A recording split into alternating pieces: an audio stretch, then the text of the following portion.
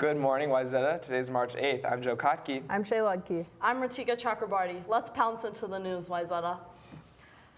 Alexa-enabled devices have been producing strange, unprompted laughter, according to several users. Alexa has also been listing names of funeral homes without being asked. Others have reported Alexa giving the definition of death when asked to turn off the lights. Amazon has released a statement in response to the creepiness and said, "We are aware of the problem and are working to fix it. Watch out, Wayzata, this could be the beginning of the robot revolution." Adult movie star Stormy Daniels, who claims she was paid $130,000 to stay quiet about an affair with Donald Trump before the election, has drawn the White House into a politically damaging sexual melodrama.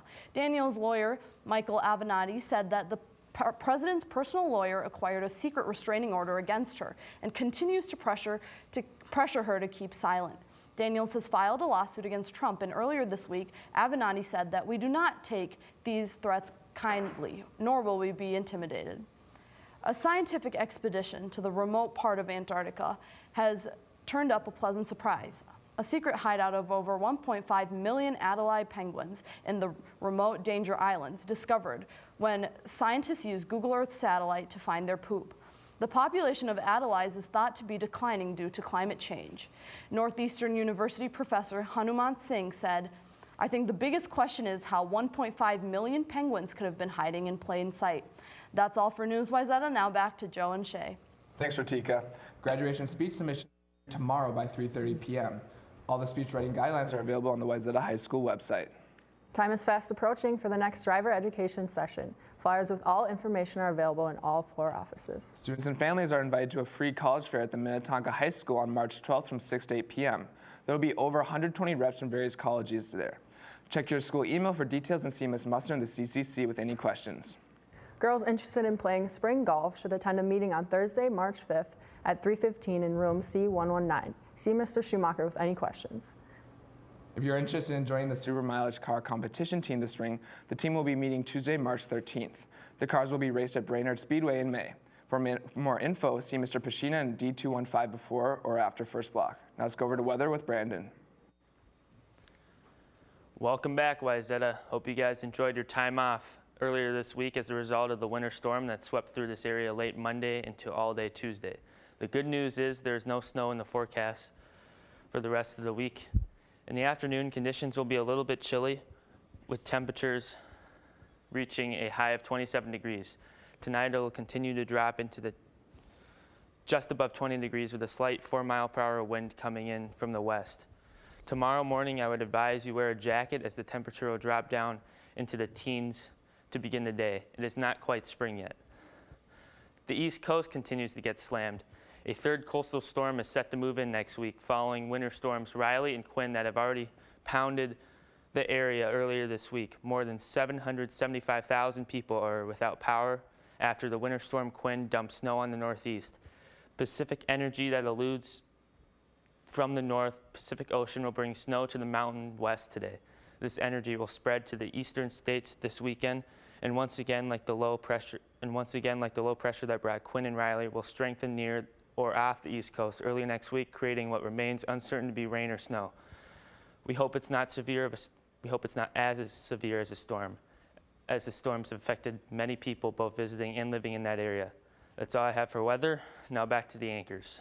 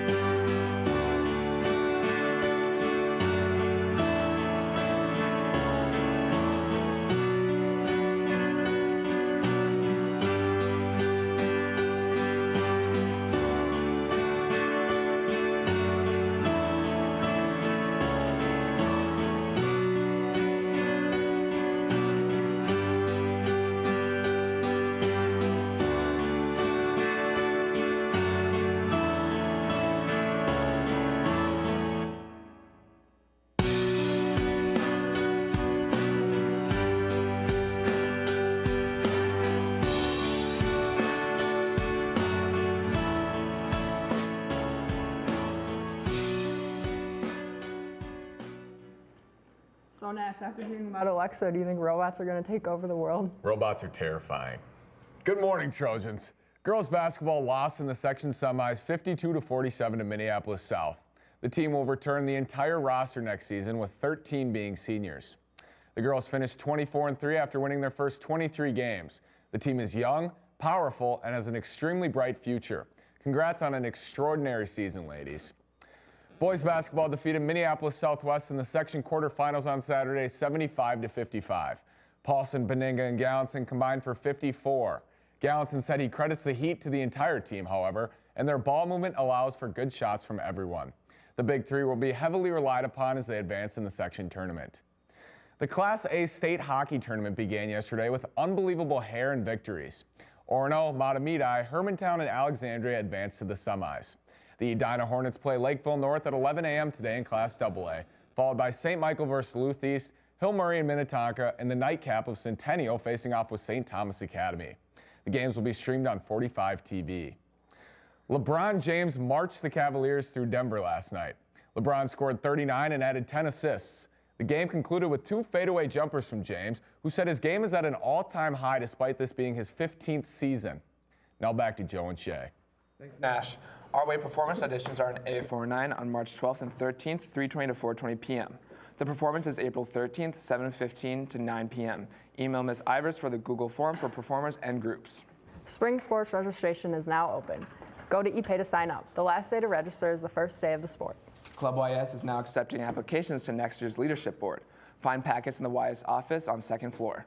YS members in 10th and 11th grade may apply. The deadline is Thursday, March 22nd. Selective College Night has been rescheduled the next Monday, March 12th at 7 p.m. It will take place in Auditorium 2 with reps from MIT, Northwestern, Macalester, Boston College, and Notre Dame. No registration is required. Hey Kai, did you watch the Oscars this weekend? I did. They're pretty interesting. And you know, in response to Ratika's Alexa story, I've been saying for years the Terminator movies are nonfiction and Skynet is real, so. Could come true. It's coming true, guys. Good morning, Wayzata. Welcome back to A&E. The 90th Annual Academy Awards took place over the weekend, with Guillermo del Toro taking home Best Picture and Director for Shape of Water.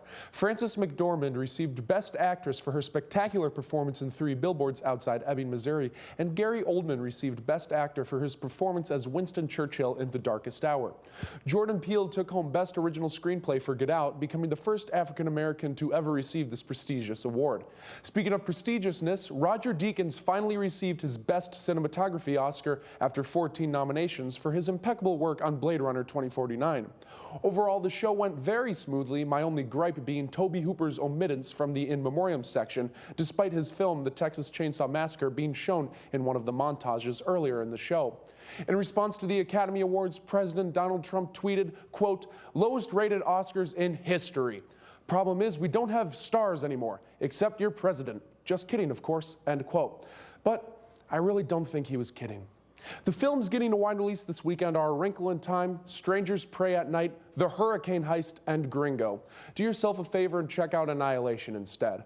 That's all for A&E, and on behalf of the Wayzata technical crew, Ratika Chakrabarti, Nash, Speedwalker, and Brandon Anthony, I'm Kai Christensen. I'm Shay Ludke. And I'm Joe Kotke. Now let's go hear some live music with Kyle.